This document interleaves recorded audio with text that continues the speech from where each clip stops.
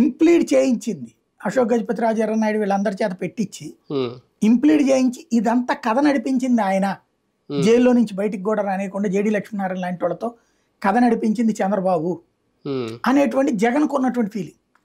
16 నెలలు జైల్లోనే కాదు తన కెరీర్ మొత్తాన్ని నాశనం చేయాలన్నటువంటి ఫీలింగ్ చంద్రబాబుకు ఉందన్నది జగన్ ఫీలింగ్. అది అక్కడ నుంచి ప్రారంభమైన ద్వేషం.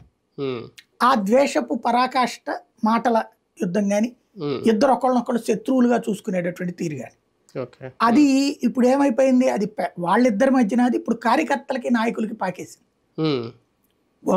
చివరికి దుర్భాషలు ఆడటం గబక్కన ఎవడో నోరు జారాడు భాష తేడా వచ్చింది అనుకుంటే ఒక ఎత్తు, కానీ నాయకులు నోటి దూర మాట్లాడటం దాన్ని కంట్రోల్ చేయాల్సినటువంటి పార్టీలు కంట్రోల్ చేయకపోగా ప్రోత్సహించడం వెనక నుంచి అట్లా తిట్టేటటువంటి వాళ్ళని అది కాస్త చివరికి కార్యకర్తల దాకా పాకడం, ఒకళ్ళకొకళ్ళు అదేదో యుద్ధంలో రెండు దేశాల సైన్యాల్లాగా బిహేవ్ చేయటం.